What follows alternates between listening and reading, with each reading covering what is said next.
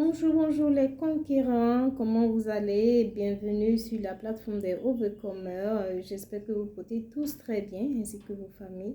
Mais quant à moi, je me porte bien. Euh, je, je me porte très bien, je rends grâce à Dieu. Ça fait un bout de temps que j'ai pu faire des vidéos et c'était dû à quelques soucis de santé. Mais tout va bien, je me suis rétablie, tout va très bien, je rends grâce. Et c'est toujours avec un plaisir que je vous retrouve sur notre plateforme, la plateforme des Overcomers. Alors aujourd'hui, dans notre émission Pépite d'or que nous avons commencé il y a un mois, nous avons parlé du rejet et aujourd'hui nous allons parler de l'abandon. Alors, j'aimerais rappeler à tout un chacun de nous que Pépite d'or se veut une émission où nous enlevons nos masques, où nous devenons plus authentiques, plus vulnérables. Nous partageons nos expériences et comment nous avons pu les surmonter afin de permettre à d'autres personnes d'apprendre de nous, d'apprendre de nos expériences et de pouvoir s'en sortir avec les challenges de la vie. Alors, si c'est la première fois que vous nous rejoignez sur la plateforme des conquérants, la plateforme des Overcomers, alors je m'appelle Claire et je vous souhaite la chaleureuse bienvenue. Et ici, nous parlons de spiritualité, de développement personnel, de finances, de développement mental et émotionnel et tout ce qui a rapport au bien-être et à l'équilibre de l'être humain dans la société. Alors, je disais tantôt qu'aujourd'hui, dans notre émission Pépite d'or, notre deuxième émission, notre deuxième épisode de cette émission, nous allons parler de l'abandon. Alors, l'abandon, c'est quoi? Comment c'est vécu par diverses personnes? Alors, l'abandon, c'est lorsque une personne à qui vous tenez, à qui vous avez un certain attachement, vous laisse ou disparaît de votre vie brusquement, sans préavis, sans aucun indice. Alors, l'abandon se vit de différentes manières. Nous avons par exemple le décès d'un parent qui est vécu par les enfants comme un abandon. Nous avons le divorce d'un parent qui est vécu par un abandon. Nous avons l'absentéisme d'un parent qui est vécu aussi par un abandon. Ou un parent qui est vivant mais qui n'est pas présent dans la vie de cet enfant. Donc, il y a plusieurs événements de la vie qui sont vécus différemment par les personnes et cela parfois affecte leur développement et leur vie d'adulte et leurs relations avec les autres et leurs relations intimes aussi. Alors personnellement, si on doit parler d'abandon, je parlerai ici du décès d'un être qui m'est cher et je pense que beaucoup de gens peuvent aussi se relater, se retrouver dans ce creuset-là. Il s'agit lorsqu'on perd un parent, soit le père ou la mère. Et dans mon cas, c'était mon père. Et ça a été une expérience très douloureuse pour moi parce que j'ai perdu mon père le jour de ma soutenance. Donc, c'est une expérience que je revis un peu chaque année. Bon, maintenant, au fil des années, c'est plus facile pour moi parce que j'ai eu à guérir de ces blessures-là. Mais au début, c'était pas du tout facile parce que lorsque vous perdez votre père, c'est comme pour moi, c'est comme si j'avais perdu une couverture. C'est comme si j'avais un chapeau sur la tête et le chapeau m'a été enlevé. Donc, euh, ça a été un peu difficile pour moi, mentalement, émotionnellement. Mais et avec le temps, j'ai pu retrouver, j'ai pu surpasser ce manque dans ma vie avec ma relation avec Dieu. Et parce qu'il y a un Dieu pour les orphelins, pour les veuves. Et j'ai retrouvé la sens de mon père, euh, la relation que j'avais avec avec mon père du moins, je l'ai retrouvée euh, en m'accrochant à Dieu, en ayant une relation très intime avec lui et parce que sa présence est dans ma vie, je ne sens plus ce manque-là dans ma vie personnellement. Je ne sais pas comment d'autres personnes qui ont perdu un père ou une mère, comment ils ont pu surmonter cette épreuve de la vie, mais moi, ça a été ma relation avec Dieu qui a dû combler ce vide-là dans ma vie. Et aujourd'hui, je suis une personne guérie de cette blessure et parce que et toutes les fois où je devais courir vers lui pour aller demander conseil, pour aller faire ça, alors aujourd'hui je cours vers mon Père Céleste, je cours vers Dieu pour demander des réponses, pour demander sa direction, sa sagesse et tout. Alors, ma seconde expérience avec l'abandon a été en amour, et où j'étais en relation avec quelqu'un, mais du jour au lendemain, la personne m'a ghosté, a fait un silence radio et sans nouvelles et sans explication et rien. Ben, au début, j'étais un peu choquée parce que je ne comprenais pas pourquoi cette personne du jour au lendemain a coupé les ponts, a disparu sans explication et tout, et a bloqué tous nos comptes, tout ce qu'on avait ensemble, et a tout rasé, a tout bloqué. Mais bon, ça a été un choc que j'ai digéré pendant 2 semaines, et puis après j'ai fait le point à mon niveau, j'ai fait table rase et puis bon, j'ai continué avec ma vie. Et j'ai dû pardonner à cette personne parce qu'il fallait que je me libère de la colère, il fallait que je me libère de la tristesse et tout ça. Et j'ai fait le deuil de ma relation et je me suis concentrée sur autre chose, cette énergie que je mettais en cette personne, mais je me le suis donnée. Je me suis concentrée sur mes business, je me suis concentrée sur mes activités, je me suis concentrée sur des œuvres sociales et tout, sur le sport, sur ma santé physique, mentale, émotionnelle.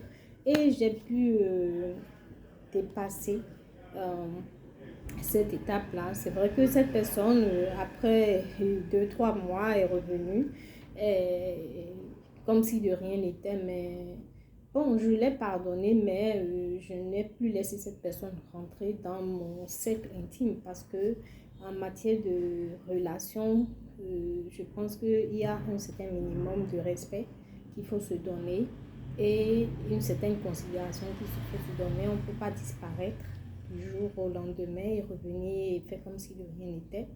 Si vous tolérez des gens comme ça, à partir à revenir dans votre vie, ils ne vous respecteront jamais et vous traiteront comme des serpillères.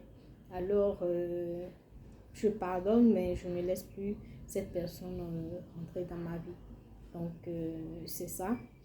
C'est comme ça que moi, j'ai pu gérer ces cas d'abandon que j'ai expérimenté dans ma vie. Alors, selon le livre de Lise Bordeaux, alors, elle dit ici que les personnes qui ont peur de l'abandon, euh, qui ont vécu l'abandon d'une autre manière que moi, vous voyez, deviennent des personnes à la longue dépendantes. Donc, c'est des personnes qui recherchent constamment l'attention des autres, qui recherchent constamment la validation des autres. C'est des gens qui sont qui dépendent des autres pour prendre des décisions. Ils ne peuvent pas prendre leurs propres décisions. Ils ont besoin du quitus, ils ont besoin de l'approbation d'une tierce personne avant d'opérer. Donc, c'est un peu compliqué de vivre avec ces genres de personnes, surtout en amour, parce que un couple, c'est entre deux personnes. Et quand vous prenez des décisions et que cette personne a besoin de l'approbation d'une troisième personne, ça veut dire que dans votre relation, il y aura tout le temps des interférences d'une tierce personne, ce qui va perturber votre harmonie dans le couple et à la longue peut-être finir avec un divorce ou avec des disputes, avec des malcompréhensions et tout. Donc, c'est un peu challenging d'avoir des relations intimes avec des gens qui ne sont pas autonomes, intellectuellement, mentalement, émotionnellement, qui dépendent de la validation d'un parent ou d'un ami ou d'une tierce personne pour prendre des décisions. Ce sera un peu compliqué de construire une relation à long terme avec une personne pareille, parce qu'il y aura tout le temps des interférences. Et quand il y a des interférences, il y a des rumeurs, il y a des mensonges, il y a des calomnies, il y a beaucoup de médisance et ça devient un véritable mélange qui est parfois difficile à gérer. Alors souvent les personnes dépendantes détestent la solitude. Et pourquoi ils détestent la solitude? Parce que c'est des gens qui ont un sérieux problème identitaire, qui n'ont pas confiance en eux, qui ont un complexe d'infériorité ou parfois même de supériorité. Ils sont très égoïstes, très égocentriques, ils sont centrés sur eux-mêmes, ils veulent toujours recevoir des autres, mais ils ne veulent pas donner. Ils n'ont pas le sens du sacrifice. Donc, puisqu'ils détestent la solitude, parce que quand vous êtes seul, vous êtes confronté à votre propre miroir, vous êtes obligé de faire une rétro-inspection de votre vie et de vous poser des questions, de mettre certaines choses en challenge et essayer de changer. Même ces personnes ont un esprit de victimisation, ils aiment se victimiser, et ils rejettent toujours le tort sur les autres, ils pensent qu'ils sont parfaits et que c'est les autres qui ne les aiment pas. Donc, ils ont, ils ont tendance à chaque fois à rejeter les erreurs sur les autres. Ils n'aiment pas se remettre en cause. C'est des gens qui qui ont du mal à présenter des études, à reconnaître les erreurs, à présenter des études et à les corriger. Aussi, ces gens développent souvent une double personnalité et ils sont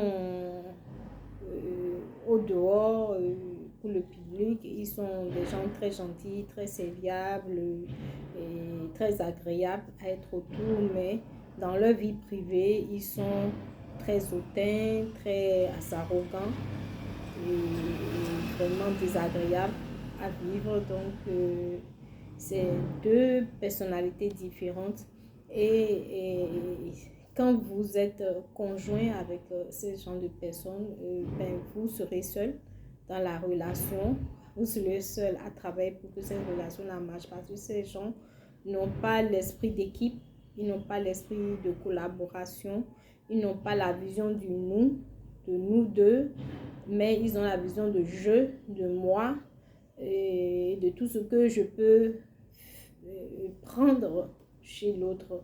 Donc, ils ne viennent pas dans une relation pour servir et pour donner, mais ils viennent pour recevoir et de l'autre et se faire servir. Donc, ils sont aussi, ce sont par exemple des hommes, ils sont très égoïstes, très égocentriques. Et donc, si vous êtes par exemple la femme, vous serez franchement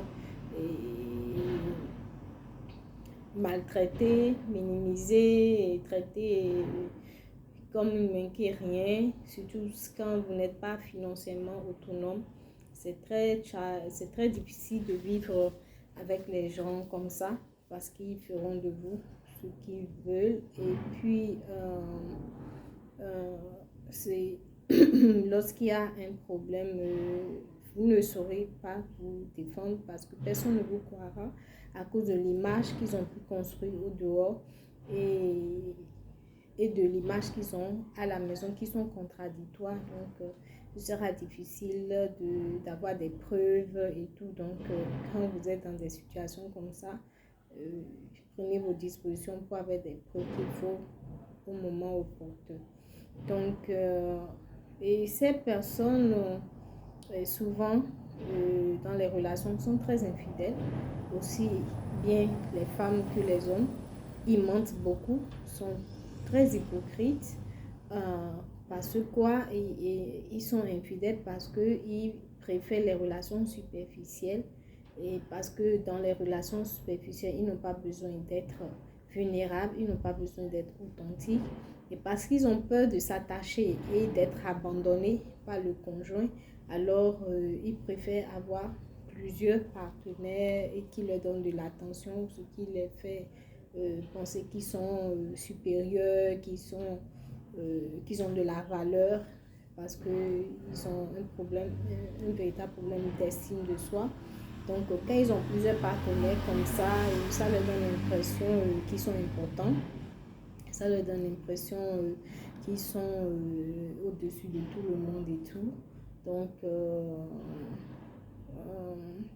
c'est la raison pour laquelle ils détestent la solitude et la raison pour laquelle ils ne peuvent pas rester avec un seul conjoint.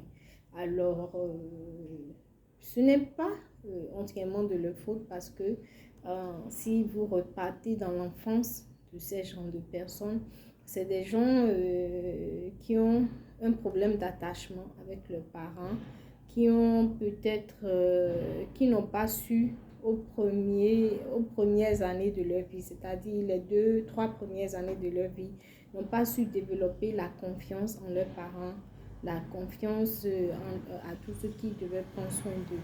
Alors souvent, à ce stade de développement de l'enfant, si le parent est négligent, si le parent, lorsque l'enfant a des besoins, ne s'intéresse pas à lui ou néglige ses besoins ou n'est pas attentionné, ne prend pas soin de l'enfant comme il le faut, l'enfant commence par développer de la méfiance.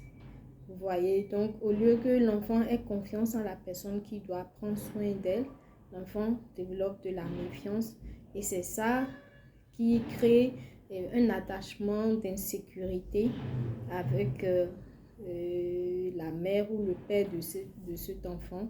Et quand l'enfant grandit ou quand l'enfant grandit et que il a été élevé dans une atmosphère, dans un système parental très autoritaire ou permissif, alors l'enfant développe des insécurités émotionnelles, développe de la dépendance. L'enfant a du mal à communiquer ses émotions. L'enfant a du mal à prendre ses responsabilités. Il va toujours pointer un frère ou une soeur pour dire c'est pas moi, c'est lui. Vous voyez, et l'enfant va mentir parce qu'il ne veut pas reconnaître ses erreurs et parce qu'il a peut-être peur qu'on le tape ou des trucs comme ça. Et quand vous êtes trop protectif, vous protégez trop l'enfant, vous ne laissez pas l'enfant prendre des décisions et résoudre des problèmes par lui-même. L'enfant, quand il devient à l'âge adulte, il devient dépendant du parent ou d'une tierce personne parce que quand il grandissait, on ne lui a pas laissé l'opportunité de mettre en pratique ces choses. Donc, il devient dépendant des autres. Ils sont impulsifs quand il s'agit des prises de décisions et parfois, surtout quand ce sont des hommes qui ont cette peur de l'abandon, cette peur du rejet. Et c'est vraiment difficile parce qu'un homme est censé être un leader. Un homme a sous sa responsabilité une femme et des enfants, a une communauté qui doit amener à bon port. Mais quand la personne même est émotionnellement et mentalement instable et que cette personne même est dépendante d'une tierce personne, imaginez le chaos dans cette famille, imaginez les problèmes, les incompréhensions dans cette famille. Donc, et aussi, ce sont des gens qui développent des addictions à la pornographie, ou à l'alcool, à la cigarette, qui ont une libido, qui n'arrivent pas à contrôler, ils n'ont pas une maîtrise de soi. Et c'est ça qui aujourd'hui met beaucoup de mariages en life support, et beaucoup de mariages qui rencontrent des problèmes, qui ont du mal à évoluer parce que l'un des conjoints a des problèmes et doit a du mal à reconnaître ses erreurs, a du mal à se remettre en cause, a du mal à faire un développement personnel pour s'améliorer. Donc, ça empiète non seulement sur le conjoint, mais sur l'éducation des enfants. Et aussi sur la santé de la famille, parce que quand vous avez un conjoint qui a plusieurs partenaires et qui ne se protège pas, il met l'autre conjoint en danger, qui peut contracter des maladies sexuellement transmissibles et par mégarde aussi le transmettre aux enfants. Donc, j'exhorte vraiment ces personnes, aussi bien les femmes et les hommes, si vous êtes incapable de vous remettre en cause, d'aller vers un thérapeute ou un psychologue pour vous soigner, pour faire un développement personnel et devenir de meilleures personnes, s'il vous plaît, protégez-vous quand vous avez d'autres partenaires, pour protéger vos familles. C'est très très important. Et pour les conjoints de ces personnes, franchement, je vous exhorte beaucoup à la prière, parce que dans cette catégorie de personnes dépendantes, vous allez vous retrouver avec des pervers narcissiques, vous allez vous retrouver avec des sociopathes, des psychopathes et tout. Donc, votre santé mentale, émotionnelle sera en japonie, et vous pouvez développer sur le long terme des problèmes cardiovasculaires ou des artilleries, des choses comme ça. Donc, c'est important, lorsque vous avez un partenaire comme ça, de sérieusement vous asseoir et de discuter, de privilégier la communication pour que cette personne s'extériorise et que vous trouvez des approches de solutions. Sinon, vous allez vivre dans un mariage toute votre vie malheureux ou malheureuse, et vous serez tout le temps stressé, vous serez tout le temps anxieux, et personne ne va vous comprendre, et finalement vous allez vous retrouver sous terre. Donc, pour éviter que ces genres de situations arrivent, communiquer, et si ça ne s'arrange pas, prenez, et que vous voyez que votre vie est en danger, ou la vie de vos enfants se trouve en danger, séparez-vous. Séparez-vous pour vous ressourcer, séparez-vous pour vous guérir émotionnellement, mentalement, psychologiquement. Et si vous décidez de vous remettre ensemble avec le temps, c'est à vous de voir. Mais protégez-vous, protégez vos enfants, parce que quand vous vivez avec un sociopathe, cette personne n'a pas d'empathie, cette personne n'a pas pitié, cette personne n'a pas de compassion, et cette personne a tout, est prêt à détruire tout ce qui est sur son chemin pour ses intérêts. Donc, préservez-vous, protégez vos enfants. Et c'est pas facile de vivre avec une personne dépendante. En amitié, c'est bon, mais ils peuvent aussi vous poignarder dans le dos, surtout en affaires ou des trucs comme ça, parce que c'est des gens qui sont très matérialistes aussi. Donc, soyez vigilants. Priez beaucoup, utilisez le discernement pour faire attention aux gens, à ces gens à qui vous donnez accès dans vos vies. Donc, c'est un peu mon apport pour cela. Et si des gens ont eu des expériences comme ça ou sont dépendants, sont des personnes dépendantes, partagez votre expérience, dites-nous comment vous avez pu dépasser cette étape, comment vous avez pu quitter la dépendance à l'autonomie et partagez votre expérience pour que nous apprenions l'un de l'autre. Alors, merci beaucoup de m'avoir écouté. C'est toujours un plaisir pour moi de passer du temps avec vous. Merci beaucoup à tous ceux qui continuent de prier pour moi. Merci infiniment. Je vous remercie du fond du cœur. Que Dieu vous bénisse abondamment et on se dit à très très bientôt. Bisous bisous et prenez soin de vous. Bye bye.